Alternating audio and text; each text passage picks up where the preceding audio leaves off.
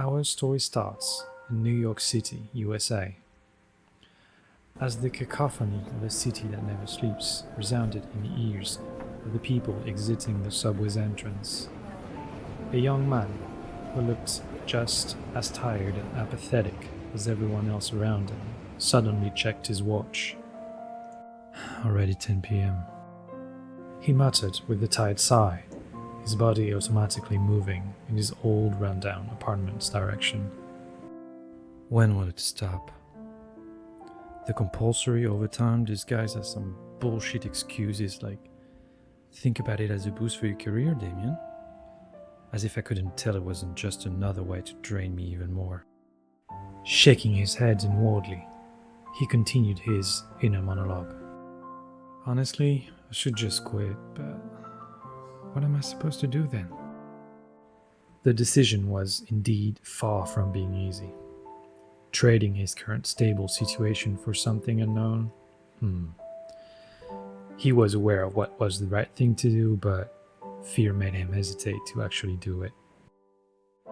Lost in his thoughts, it took him a few seconds to realize that a ringing tone had replaced the music he was previously listening to in his earbuds. However, he felt too exhausted to even check who was calling him, let alone actually answer it. No, it was better to simply ignore the call. Gotta be some random ad or something, he thought, despite not believing it for even a single second. After all, which company would be stupid enough to call someone at 10 p.m. and still believe that they would answer happily? There was just no way.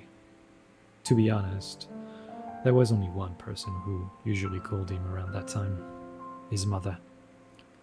Well, there was one sure way to know if it was her. Simply wait for the ringing tone to stop, and if it resumed swiftly afterward, there would be a 99% chance that it would be her calling.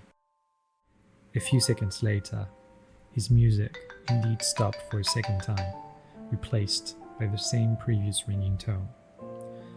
With a wry smile on his face, the 30-year-old man knew that he could not avoid her any longer. Well, to be fair, he could, but he did not want to hurt one of the only people who cared about him in this otherwise cold world. Taking out his smartphone, he immediately spotted the 3-letter word that further confirmed his previous guess. It was indeed his mother. Sadly, as Damian was about to tap on the green icon on the screen, the call suddenly ended, making him both frustrated and relieved for some reason.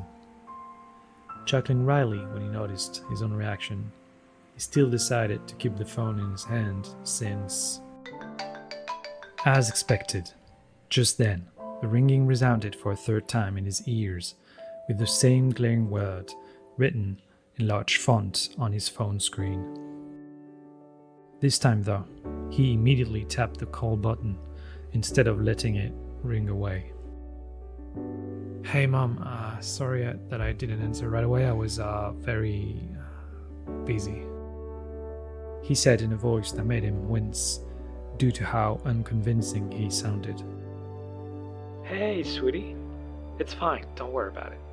I just wanted to call you because, well, I've got a few guests that you know very well who just arrived.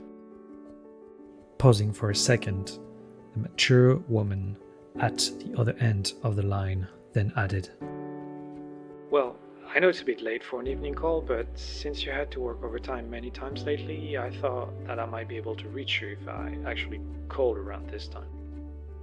The obvious scare in her voice seemed to have an immediate soothing effect on him, helping him feel more at ease with sharing with her the question he was struggling with. You said I know them very well? Let me guess. Are they Michael and Jane? He asked, pretty certain of his guess. Hello there. The voice of his younger brother resounded in his ears, bringing a smile to his face as he used the classic reply. Is that you, General Kenobi? That was terrible. But no, it's Michael, of course. But nice try. The man continued, barely holding his laughter. Another female voice then resounded from his earphones. Hey, what's up, Mr. Dork? It's your favorite sister here. Chuckling slightly, Damian retorted. Aren't you my only sister, Jane? A second of awkward silence later, she replied. I do not care. I'm your favorite, and that's that. Shaking his head in amused helplessness, Damian responded. If you say so, sis. He could hear the three at the other end of the line laugh for a bit before their mother stopped and lightheartedly chided the other two clowns. Alright, you two. Quit messing around. I'm trying to talk to your brother here. The two then fell silent as she continued. Anyway, you're still coming this weekend, right, sweetie? Thinking about her beach house in Florida, he felt greatly tempted. What made him hesitate, though, was the talk they would surely have. Well, I did say I would, but I've been feeling super tired lately, and I'd have to take the plane. His voice was, however, interrupted by his mother's. Sweetie, don't lie to me. I made and raised you, so I know when you're trying to run away from something. You're coming this weekend, and that's final. While absent-mindedly scratching his chin, he could not help but have a wry thought. I knew this is how it'd go. Out loud, he said, All right, Mom, I'll come. But please go easy on me, all right? I've been feeling a bit down lately, so the last thing I need is more problems. The mature woman chuckled slightly before replying. Don't worry, I know that. But I'm sure coming here with all of us will help you get through what you're currently going through.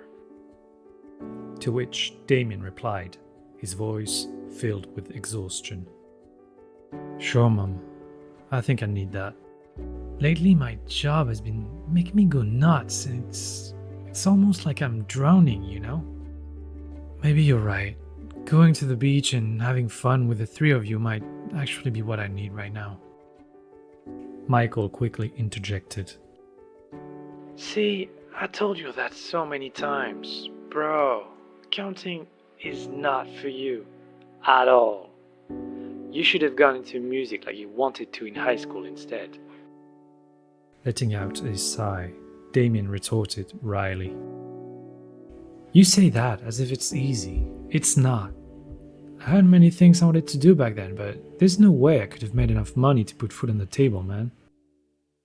His brother's following words cut through all the excuses he told himself all those years, turning him speechless. Have you ever tried, though? A few moments later, Damian replied, Touché. In a smug tone, Michael remarked, See, you got some talent, bro. I'm sure you'd succeed if you just put your mind to it. His sister, in an uncharacteristically serious tone, added, Mike is right, damn.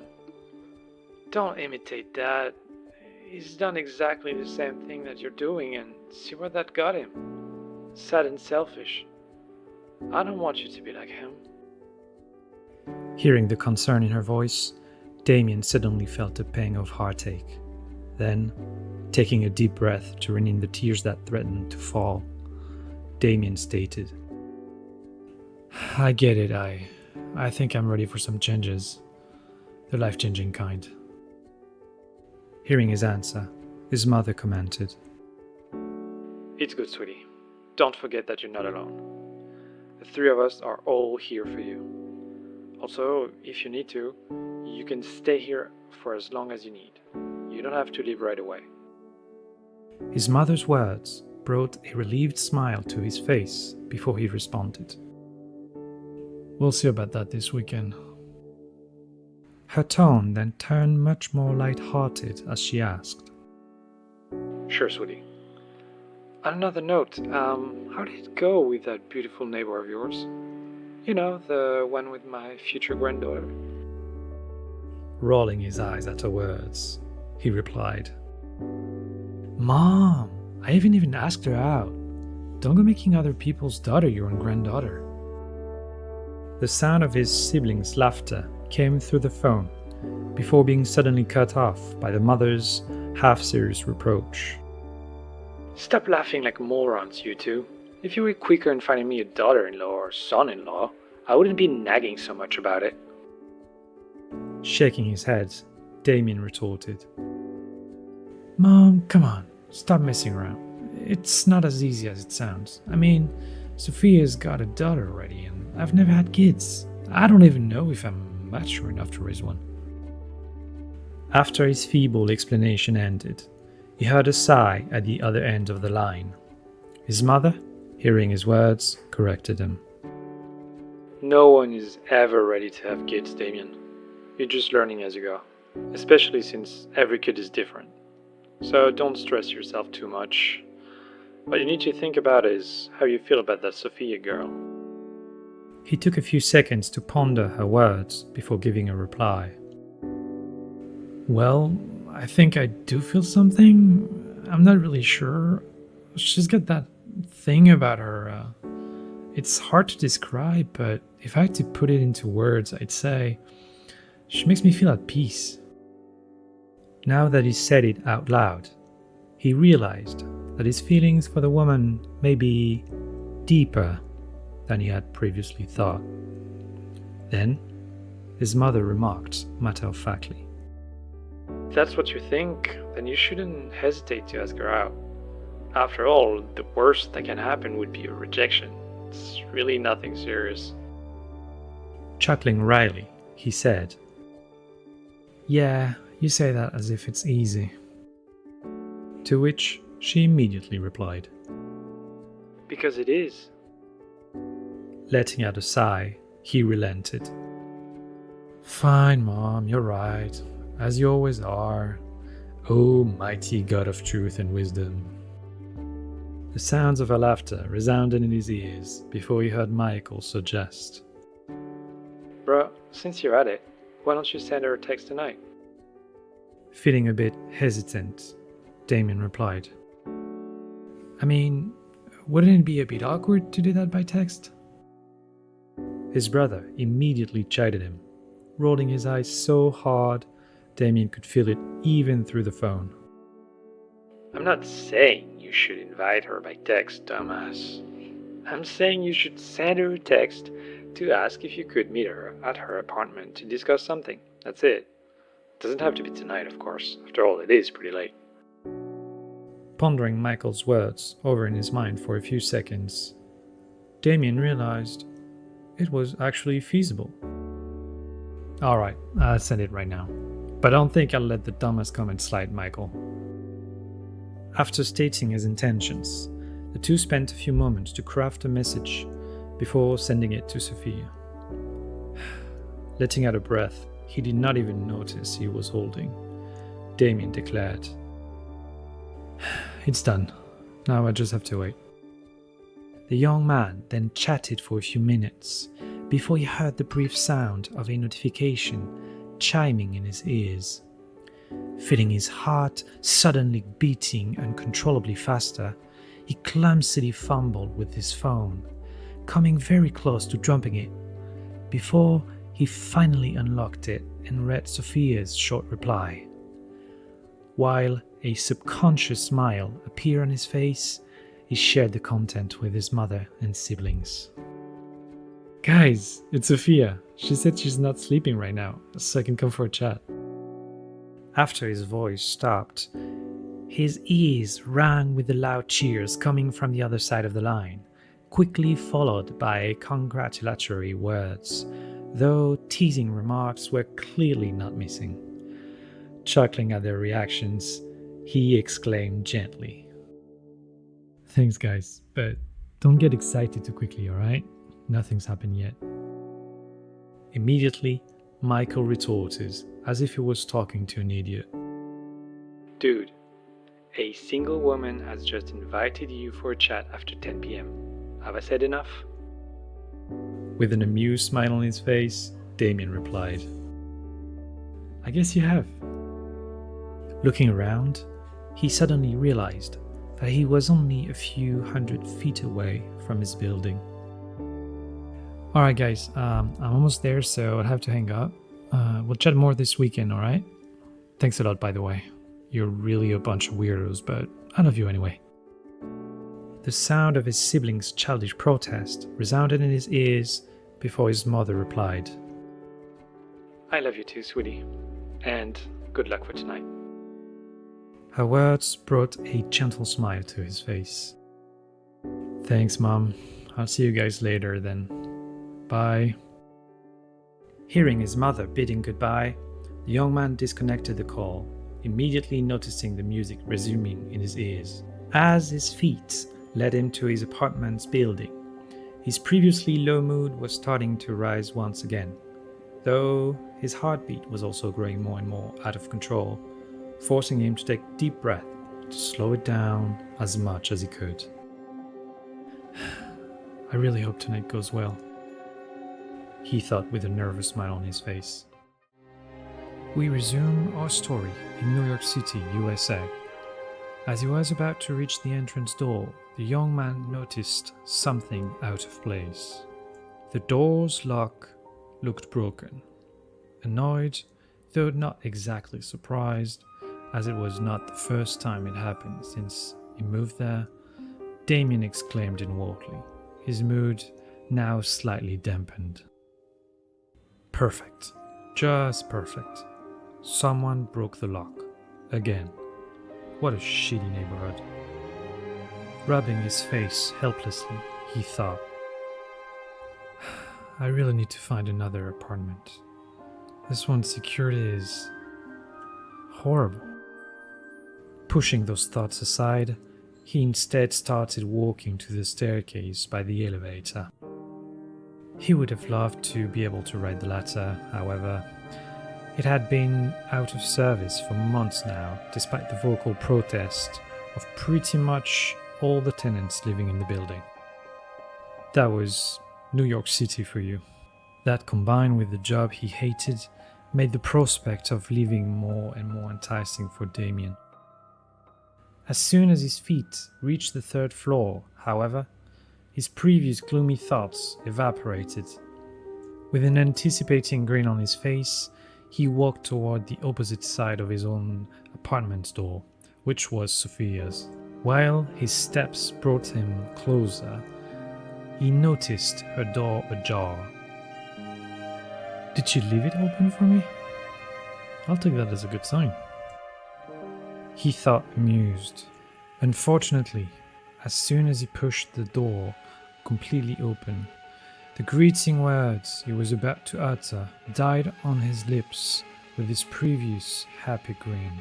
What replaced it was unprecedented seriousness, mixed with some fear at the scene playing in front of him. Indeed, a man looking like a demented hobo wielded a gun aimed at the direction of Sophia and her daughter. The redhead was begging the man to let her daughter go, while the latter stayed silent, looking terrified as tears ran down her adorable chubby cheeks. The contrast was truly heartbreaking. The dirty-looking man, however, was ignoring the two, muttering a string of incomprehensible words. Clearly, the man was completely insane, and if it had been any other circumstances, Damian might have felt some pity for him. But certainly not now, not when he was pointing a gun at both the woman he cared about and the little girl who could potentially become his future daughter. Instead, dark emotions surged inside him, making him hesitate as to what would be the best course of action. Time seemed to freeze as many possible scenarios went through his mind, and, to be frank, not all were heroic. That was until he met her eyes and caught the unsaid words on her lips. He read, "Run away" on her lips. Not "save me" or even "save my daughter." She simply wanted him safe. Feeling a surge of shame in his heart, he thought, damn it. Compared to her, I'm really trash, aren't I? Letting out a silent sigh, he continued with the growing resolve in his eyes, chasing away his fear. What was it again? Something like, true bravery can only be discovered in the face of death? Well, seems like today I'll find out if I'm as brave as I think I am. His inner monologue stirred up his emotions, surges of adrenaline erupting throughout his whole body, numbing his fear and bolstering his courage. The glint of resolve filling his gaze seemed to be strong enough that even the redhead beauty picked up on it, shaking her head slightly with a terrified expression plastered all over her face. Despite being very discreet, her reaction was immediately caught by the mentally deranged hobo, who subconsciously lowered his gun and started to turn slowly in Damian's direction. Seeing the man turning in his direction, Damian knew it was now or never. Any delay would result in him getting shot without being able to retaliate. Gritting his teeth, the young man shouted inwardly, "I'll get you, fucker." As soon as those words materialized in his mind, his body exploded in movements, the blood rushing in his leg muscles, making the latter grow slightly as they pushed against the solid hardwood floor, propelling his figure at a speed that surprised even himself. At that moment, time seemed to slow down, with the following events feeling to Damian like a series of still images.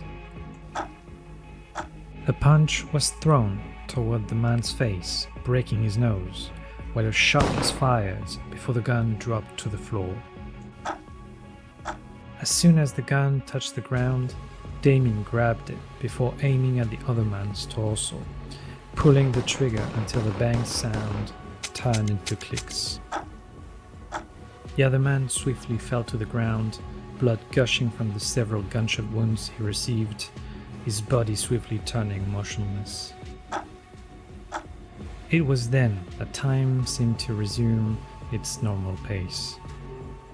Seeing the previously fierce man lying motionless on the floor, his life and death unknown, while Sophia and her daughter were still unharmed, a feeling of relief washed over Damian's heart, prompting him to mutter, "I did it, I did it." Strangely, his breathing seemed to become more and more laborious, while a wave of exhaustion threatened to overwhelm his mind. At first, he chalked it up to the life and death situation he had just gone through. However, after the adrenaline coursing through his veins dried up, his gaze was attracted by a red tint below. Lowering his gaze, he suddenly found that his white dress shirt was growing more and more red, and that was when it hit him. Fuck, I think I got shot. Back on Sophia's side, the situation unfurled so quickly that neither Sophia nor her daughter were able to understand what was happening before it actually happened. In less than a few seconds, the madman who had broken into her home and was previously threatening them with a loaded gun was now on the floor, bleeding out so heavily that even someone with no medical background could see that he was a goner. However, it was not the bleeding corpse on her apartment's floor that concerned her. No, instead, it was her neighbor, Damian. Indeed, the man who had, despite having no relation with her and her daughter, risked his life to save them was now bleeding heavily from the bullet wound on his stomach, though he seemed to have yet to realize it. With the life on the line, Sophia could not keep wasting time. Shaking herself from her stupor, Redhead suddenly heard, "Fuck, I think I got shot." She stood corrected. Damian had clearly realized his predicament. Shoving the random thought to the side, she dashed toward her kitchen, grabbing a clean towel before running back toward Damian. As she was pressing the towel on his wounds to stem the blood flow, she also guided him toward the sofa, helping him settle down on it as gently as possible. While doing so, words of comfort left her mouth before she switched to softly chiding him for his recklessness. Then her words turned back comforting once more. The cycle went on until her speech became somewhat incoherent, all the while having tears running down her fair cheeks, the crystalline drops mixing with a growing crimson mark on the man's white shirt. Despite her emotions going haywire, the young mother did not forget to grab her phone to dial 911, though whether they'd be able to arrive on time to save the young man was unknown. Seeing the panic on the redhead's face, Damian said weakly, while flashing a reassuring smile, though the sickly white color his face sported from severe blood loss had pretty much the opposite effect. "It's okay, Sophia. I'm sure I'll be okay. I'll be okay." The words left his lips while he softly patted the hand she laid on his chest. As seconds passed by, coldness progressively invaded his body, with his mind turning hazier. He felt so tired, so heavy. Strangely, as his mind started drifting away, the memory of his last conversation with his family came back to him, prompting him to remark, his voice barely above a whisper. "You know, I'm glad the two of you are fine. It's just too bad that I couldn't ask you out." His words seemed to break something in her. Sobs started racking her body, making it difficult to understand what she said next. "Why didn't you, Damian?" While his consciousness started to fade, a last thought appeared in Damian's mind. "Because I was a coward." As that last thought came to an end, his heart stopped beating, his vitality extinguished, and soul dispersed. His life had ended. An hour ago, a young man disheartened with his current life regained hope, while a young single mother drained from having to raise her young daughter alone on a minimum wage job felt the winds of change blow in her heart. Maybe. An hour later, though, the young man was lying lifeless on the young mother's apartment's floor, the woman overwhelmed with despair as she felt his breathing stop, the blood still flowing slowly from his wound, growing colder alongside her own heart. Two lives intertwined, but now forever separated. Oh, how fickle life could be.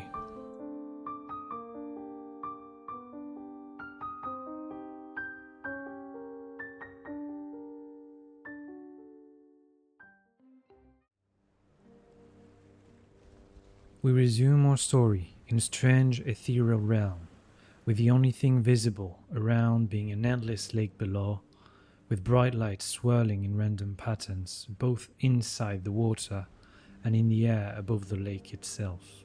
At some point, an unknown entity appeared, its vague human shape mostly hidden behind a mystical grey fog. That same entity swiftly used a thought to coalesce one of those swirling lights into a somewhat blurry human male shape. However, the soul still slumbered, its consciousness seemingly needing more time to recover completely. As time had no real meaning in this realm, seconds or eons could have passed before the unknown entity noticed the soul twitching slightly, bringing a smile to its face. The male soul's mind, now completely reformed, allowed him to see the environment he found himself in, though his perception had truly nothing to do with his eyes. Feeling confused at the sight around him, he thought, Am I actually dead? As soon as the thought formed in his mind, a sudden chuckle resounded in his ears with its origin unknown. You're correct, Damian Knight. Losing so much blood in so little time, your body couldn't take it and your vitality dispersed completely, leading to your untimely death. The voice seemed male, though Damian did not trust his senses blindly. After all, someone able to meet his soul after death had to be strong enough to change his voice pitch in any way he wanted. As if the entity could read his mind, which was probably the case, Damian heard. You're an amusing one, kid. You're half correct, by the way. This body of mine is just a projection. Otherwise, just looking at me or hearing my real voice would obliterate your soul instantly. You're still too weak for now, after all. Hearing the man's words, Damian felt it made sense. Thinking about it in terms of dimensional difference, it was akin to having a one-dimensional being forcefully bear the sight of a four-dimensional one. The only possible result was the complete destruction of the former. Still, many questions bubbled inside his mind before his attention was attracted to the unknown man's following words. I understand that you might have many questions, but the answers will have to wait until you become much stronger than you are now. After all, knowing too much too soon would only be detrimental to you. Pausing for a second, he continued. That being said, I will still tell you a few things. First things first, your death. Without going into too much details, it happened in another multiverse.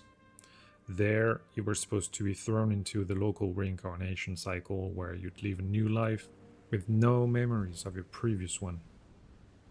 Hearing those words, Damian immediately caught the implied meaning behind them. The way you say it, does that mean I'm in a different multiverse now? The question made the unknown man's grin grow slightly larger as he responded. Exactly. In my own, to be precise. Here, I'll send you to reincarnate somewhere I'm sure you'll find familiar. Not only that, but I'll make sure to preserve your previous life's memories and even gift you 3 powerful perks. The latter will be essential to help you grow as quickly as possible. Halting his words for a brief moment, he then added, Still, don't think it'll be smooth sailing, kid. Those memories and perks will be sealed until a certain point in your life, for reasons you'll understand in the future.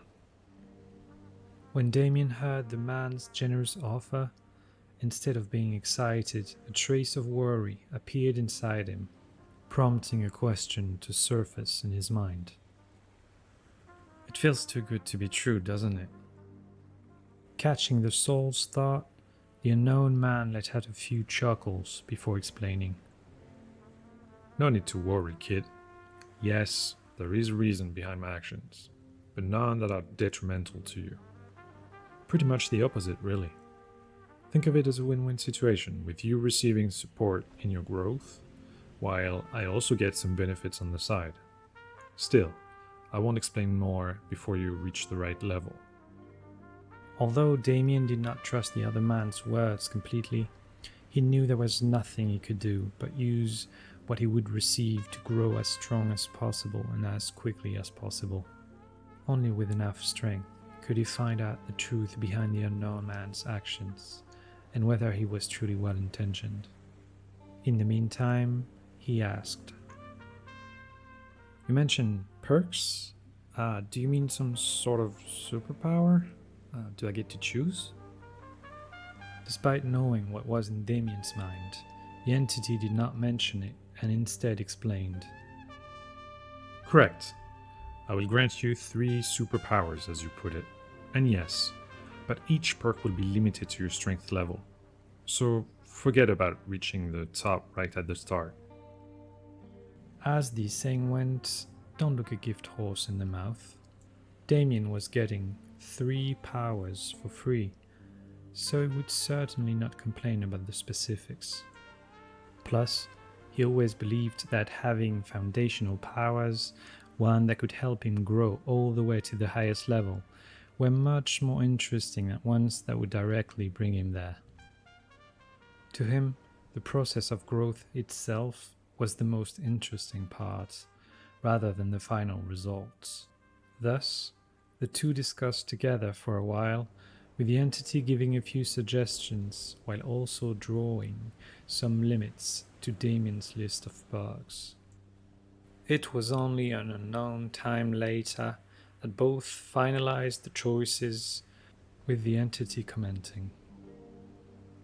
Equalized, adaptation, love bond, and soul shield. Both powerful and complementary. Hopefully you'll use them well. As the words fell into Damian's ears, his consciousness started to blur again, with only the following sentences registering in his mind. Good luck with your new life, kid. I'll be waiting for your next visit. As the soul vanished from this dimension, the entity coalesced into a stunningly handsome man with shoulder-length black hair and an infectious smile on his face. Laughing mischievously, he commented, I can't wait to see that kid's face when he realizes that my gifts extend much further than 3 superpowers. Then again, he might just be pissed off at me for hiding it from him. Oh well, that'll make for a good story for his future kids and something I can tease him about next time I see him. With a thought, an image of 4 people appeared, pulled from the river of time, with 1 man and 3 women, with each possessing otherworldly charms.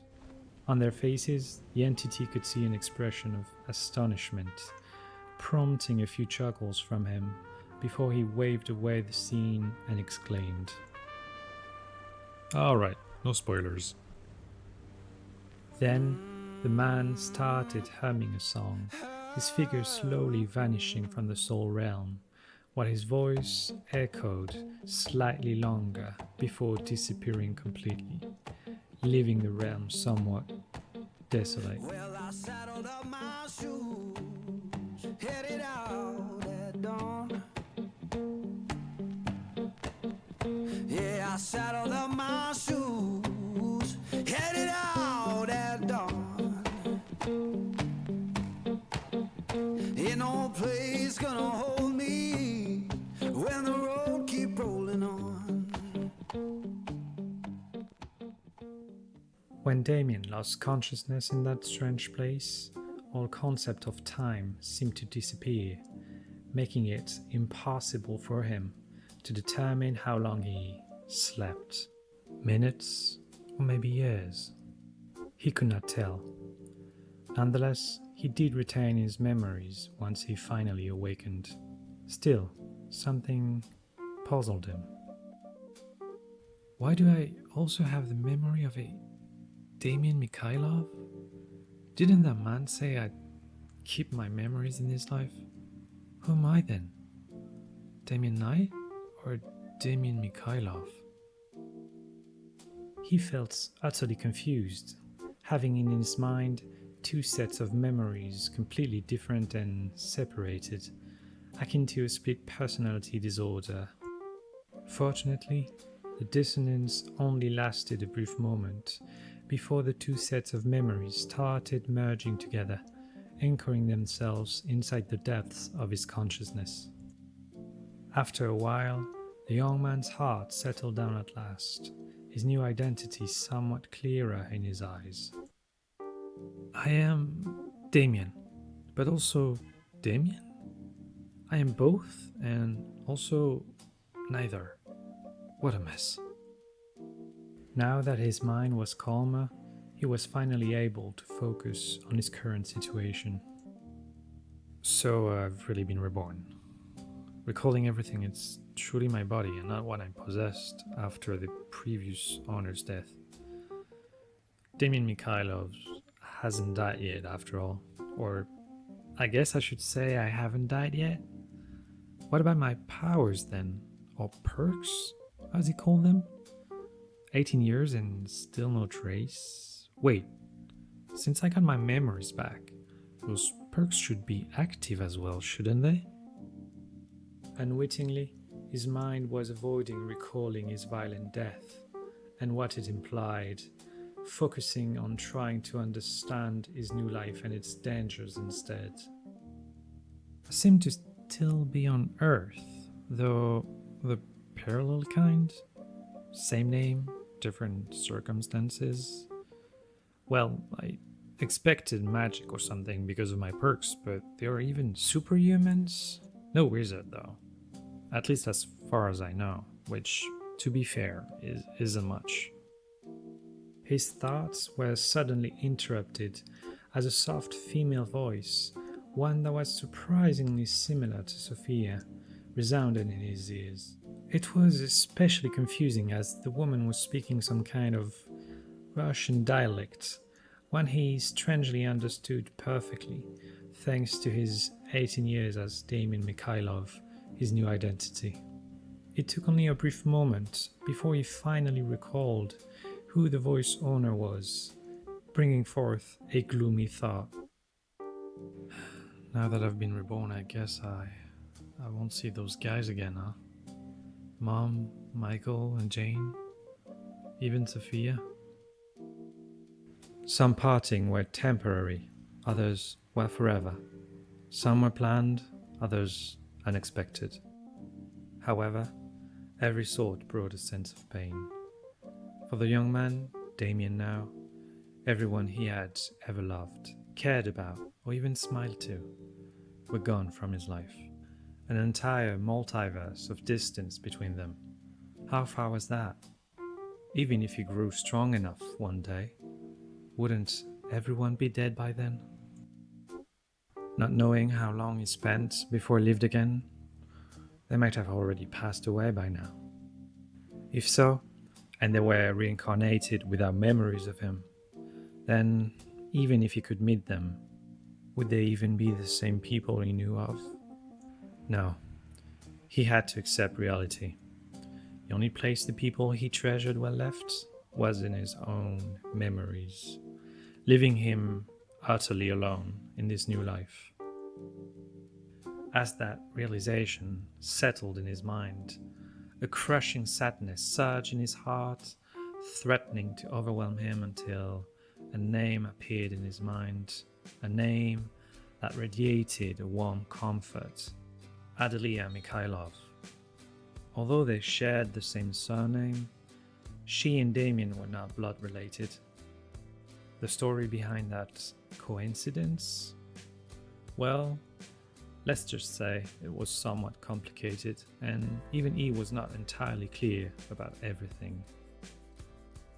The only thing he knew was that the name came from Adelia's late sister, who was supposedly Damian's father's wife.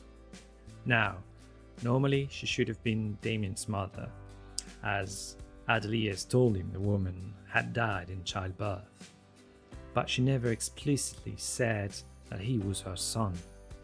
Why was it the case, or why did he not receive his father's last name?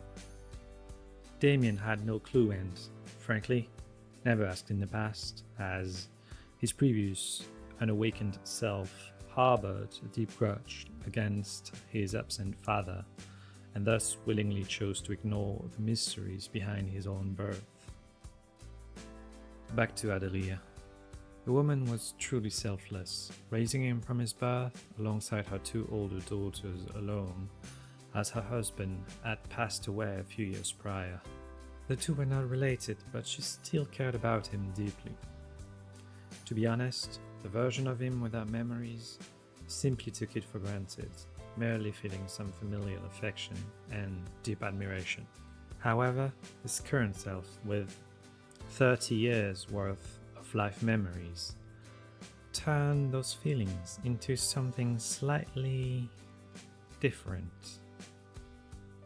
His musings were suddenly interrupted by a discreet sobbing sound coming from close by, along with some barely audible mutters. It was Adelia, his aunt, reproaching his previous recklessness.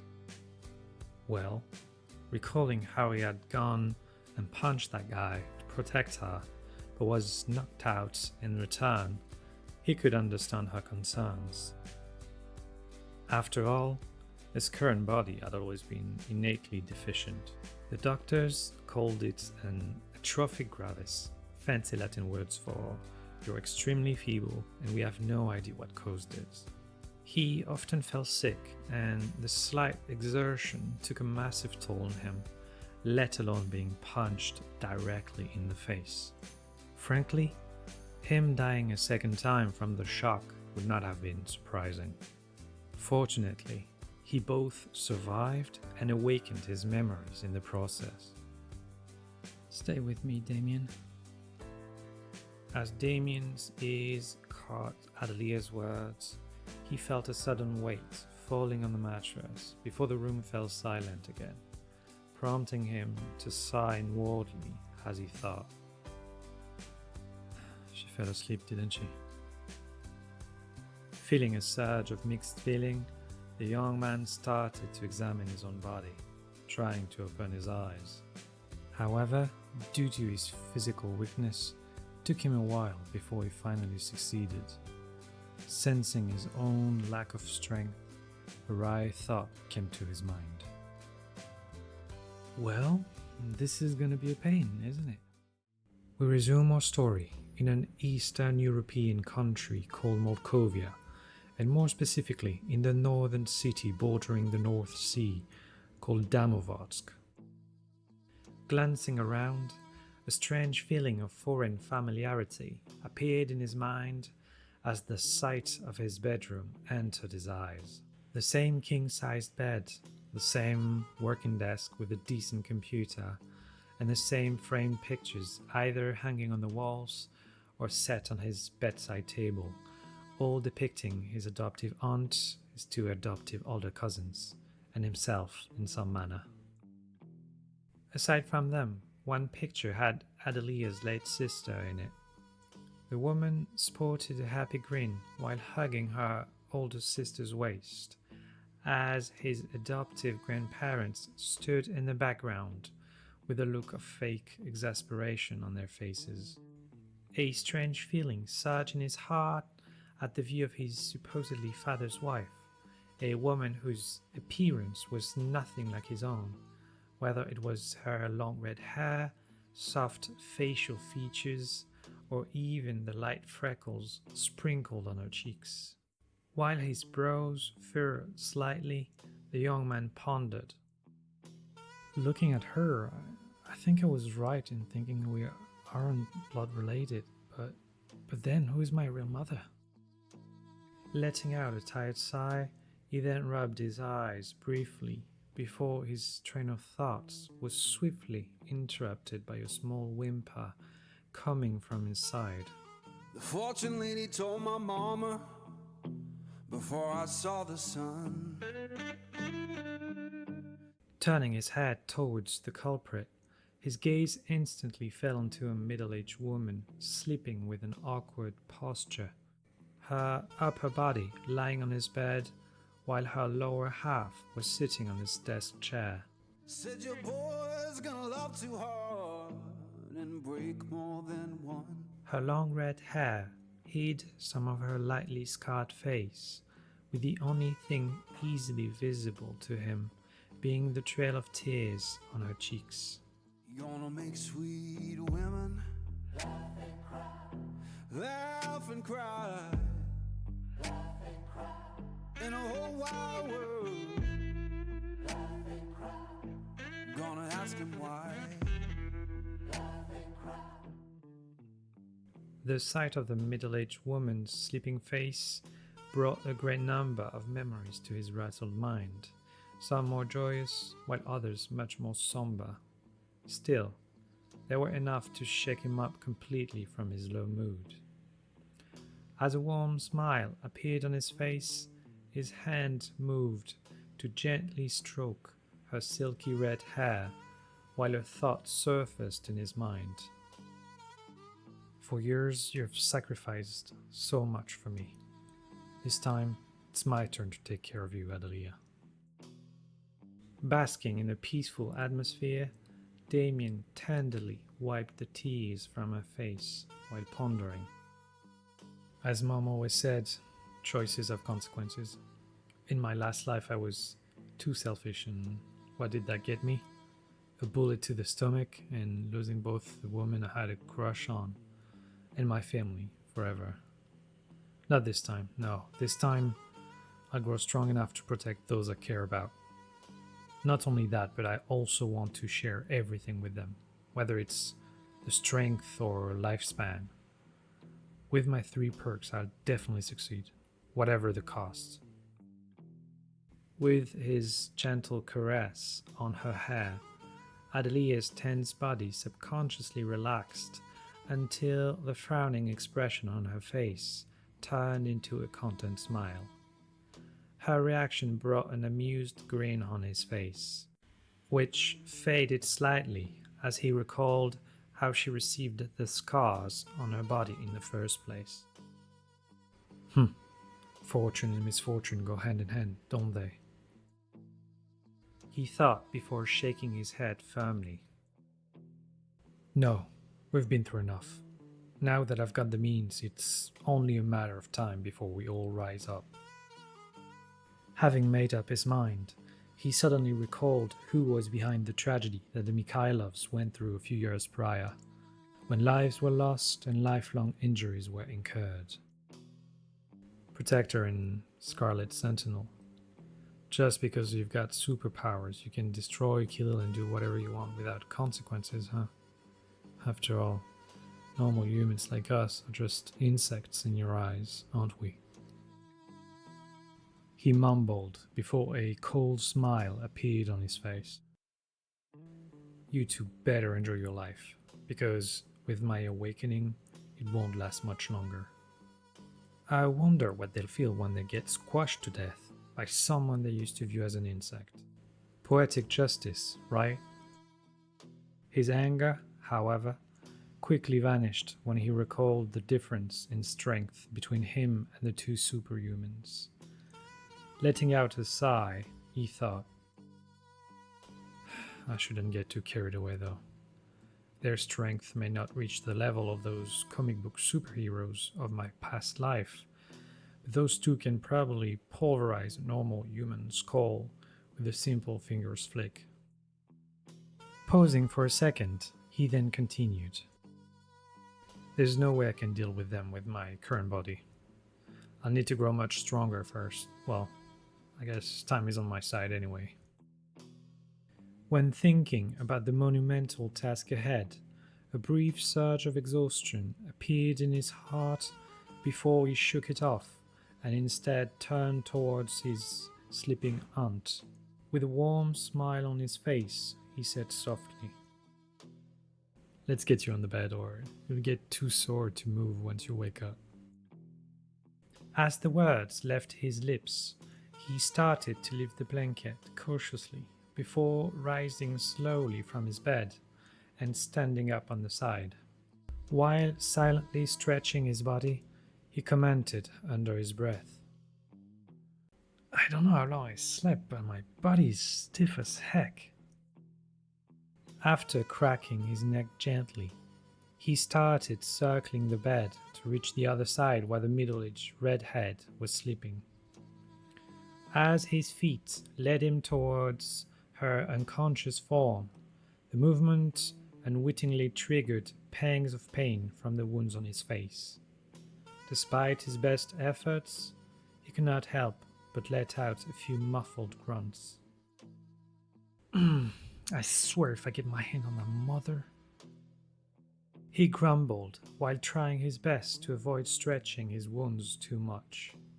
Arriving by Adelia's side, he was about to try lifting her before he suddenly recalled his current physical state.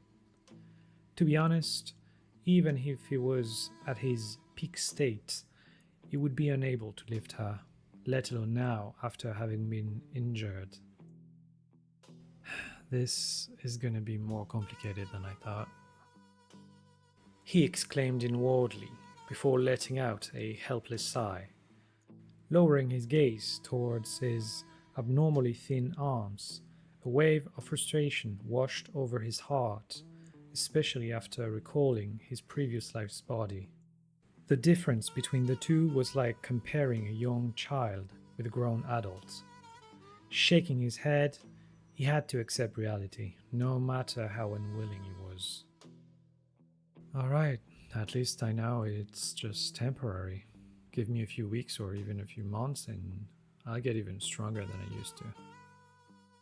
Moving his gaze back towards the sleeping woman, he admitted, "In any case, I just can't lift her for now, so I'll have to find another way." After pondering for a brief moment, he made up his mind. Setting his hand on the woman's shoulder, he then started to shake her gently while whispering, "Auntie, wake up. Go lie on my bed instead. You're gonna get hurt if you stay like that." Although feeling slightly awkward when calling the woman aunt because of his newly awakened memories, he knew that it was how the old Damian addressed her, and thus chose to do the same. It took a few moments before the redhead's eyelids fluttered open. Nonetheless, Damian noticed that she was still half asleep from her dazed hazel eyes. A sliver of recognition appeared as her gaze fell on his face before she asked in a muffled voice, "Damn, you're..." A yawn escaped her lips, cutting her sentence off. "Ah, you're awake." Chuckling briefly at her cute reaction, he answered her question while sporting a warm smile on his average-looking face. "I am, and I'm also fine." Falling silent for a brief moment, he then added, "But seeing you sleep like that makes me feel bad. Why don't you lie down on my bed? I'm sure you'll be much more comfortable." Still half asleep, she replied while following his suggestion, "You're right." Adelia's eyelids were beginning to close when Damian saw them suddenly flying open. While sporting an almost desperate expression, her right hand subconsciously gripped his own tightly, while her eyes stared deeply at his face. "Wait, you're truly okay? You're not lying to me, right?" With the same gentle voice and caring smile, he responded, "I'm really alright, and I'm not lying to you. But now you need to rest. You're obviously dead tired." She stared into his eyes for a few moments before the hesitation on her face disappeared, turning into relief as her body loosened up completely and a pure grin appeared on her face. "I'm glad. I'm really, really glad." As the words left her lips, she started to lose consciousness before a brief moment later, the young man heard her snoring softly. As his gaze examined her face, he noted a few more lines here and there, bringing mixed emotions to his heart. The woman who had raised him was growing older as years passed by. Would he be forced to see her grow old and pass away? After all, with his perks, his own lifespan would most likely be longer than most people. And that was without even taking into account the fact that she was already more than 20 years older than he was. What about Brynhild and Seraphine then, his two female cousins? Although further in the future, it would certainly be the same situation, having to look at them aging slowly while he would stay young. Screw that, I'll definitely find a way to keep them by my side for as long as I live. Even if I can't find any external way, I'll just use my soulborn perk. As for the fact that I've been raised alongside Seraphine and Brynhild, while also raised by Adelia, well, even if that makes it somewhat morally grey, I just don't care. After all, it's either that and living for an extremely long time together, or them dying in a few decades. I mean, the choice is pretty easy to make, really. A wry chuckle escaped him before he added, "Well, it's not something I need to deal with right now anyway. Instead, I'd better do what I can to improve my body as quickly as possible." Well, I saddled up my suit, headed out at dawn. After carefully taking out his hand from under the redhead's arm, the young man started walking towards his closet. Yeah, I saddled up my shoes, headed out at dawn. Then, grabbing a random shirt and a pair of shorts, he swiftly put them on before leaving the bedroom, with the only sound left in the room being Adelia's soft breathing. We resume our story in Damovats, Molkovia. After leaving the room, Damian started to think about his next step. With his perks, the sky might not even be the limit, but he still needed to choose a path, one that was both efficient and fitted his current situation. While his mind was busy coming up with numerous ideas, he subconsciously noted the several bedrooms and bathrooms scattered here and there in the long corridor he was currently standing in. With a wry smile, he mumbled, "I wonder how many of my previous life's apartments I could fit just on this floor alone. And there's still the first floor downstairs. Then again, for all the terrible stuff that happened to me and my adoptive family in my current life, the fact that we've got so much money is pretty nice." Tilting his head while wearing a thoughtful expression on his face, he then added, "What was the quote again? It's better to cry in a Ferrari than on a bicycle?" Something like that. Shaking his head, he shoved that thought to the side and resumed walking towards the staircase leading downstairs. From time to time, some small creaking sounds coming from the lacquered hardwood floor resounded in the empty hallway, briefly distracting the young man from his thoughts. After arriving at the top of the stairs, his gaze fell on the living room space below, where a young woman was lounging lazily on a massive white sofa. The woman was relatively slender, with mid-length, silky red hair falling on each side of her thin shoulders, and somewhat pale skin due to a lack of sunlight exposure. On her lap lay an open book, her hand stroking the page from left to right and top to bottom. From time to time, a hint of a smile appeared on her face, though the young man, having known her for years, could still catch the slight tension from her brows. Staring at her, he fell into a slight daze while his mind suddenly brought up a wave of old memories, although one among them stood out starkly. 3 years ago, we all lost so much. He thought gloomily for a moment before being interrupted by Seraphine's melodious voice. "What are you doing staying up there, Mom? Did Damien wake up?" Her voice was filled with concern for him, something that brought a subconscious grin to his face. Walking down the stairs as quickly as possible without falling, the brown-haired teenager exclaimed playfully, "Well, calling me Mom might not be appropriate, Sarah. But anyway, I did wake up. Are you happy or are you happy?"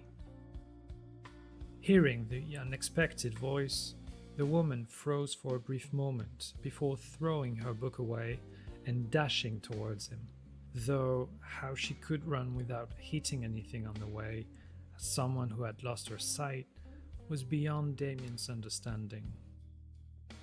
The result of such a mad dash was predictable, as his current body was barely stronger than a young child, due to both his injuries and his innate deficiencies. As soon as he caught her in his arms, the two immediately fell over, Damian on his back and Seraphine over him. Fortunately, there was a thick carpet below, avoiding the awkward situation of having his injuries aggravated. Thank God for the carpet. He exclaimed inwardly as his breath was cut off for a few seconds from the shock before he could finally remark, half joking, half serious. Sarah, are you trying to give me another concussion? His joke, however, fell on deaf ears as sobs started racking the woman's body, prompting him to hug her tighter while gently stroking her soft hair. Letting out a sigh, he then whispered some comforting words. I'm okay, Sarah. You don't have to worry anymore. From now on, everything's gonna be okay. His voice, coupled with his gentle gestures, seemed to have a positive effect on the woman as she progressively regained her calm. I thought that you... Feeling confused, Damian asked, Didn't I only get a concussion? You sound like I was dying. Shaking her head against his chest, the young woman replied, No, yes, I don't know. Mom said, she said that your face was seriously hurt and that the concussion was very severe. She also said that you might sleep for a long time, but it's only been one night. Since Adelia was a brain surgeon, there was little chance of her getting the timing wrong, though Damian guessed that the difference might have been linked to his equalized adaptation power boosting his recovery. However, what truly puzzled him was why he had not woken up in the hospital. Sarah, can you tell me why Auntie didn't bring me to the hospital? Taking a deep breath, the woman answered, The man behind those people who assaulted us is the head of Damovatsk General Hospital, so Mom said it was too risky to bring you there. Instead, she took you to her own private office and kept you there for the whole night. Both Sis and I slept there, and it was only this morning that Mom told us that you were out of danger and could be brought back to the penthouse.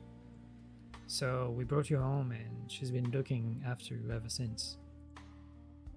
After the last words left her lips, the two fell into a peaceful silence for a while, before Damian remarked with a small grin hung on his lips. In any case, after a few days I should be pretty much healed up. But in the meantime, can you move so I can get up? Don't get me wrong, I'm not saying you're fat, but I'm clearly too weak to move you myself. Snorting in fake annoyance, Seraphine quickly stood up and even helped him up, mumbling, So rude. I'm a lady, you know. Hearing her playful mutters, a few chuckles escaped his lips before he replied, I remember that, and changed the subject. By the way, I'm planning to go lift some weights. Wanna join? Noticing the worry on her face, he could guess what was going through her mind, and thus added, I'm just gonna do some light exercises. Nothing crazy, don't worry. Hesitating for a second, she then relented with a fine but be careful, avoiding raining on his parade with a comment about how he had tried so many times to work out in the past, and the results were only injuries and exhaustion without any gains. She was a considerate woman after all. Instead, she answered his earlier question. I'll stay here, but can you bring me my book, please? Shaking his head slightly while wearing a playful smirk, he then went to grab the book a few meters away while joking. Well, with how far you threw it, it's a wonder you didn't break anything with it. Hearing his words, a cute pout appeared on her face, bringing a surge of amusement to Damian's heart, which somewhat alleviated the tension that had quietly accumulated in his chest since he woke up previously. Letting out a sigh, he gave her the book back before something suddenly surfaced in his mind. prompting him to ask.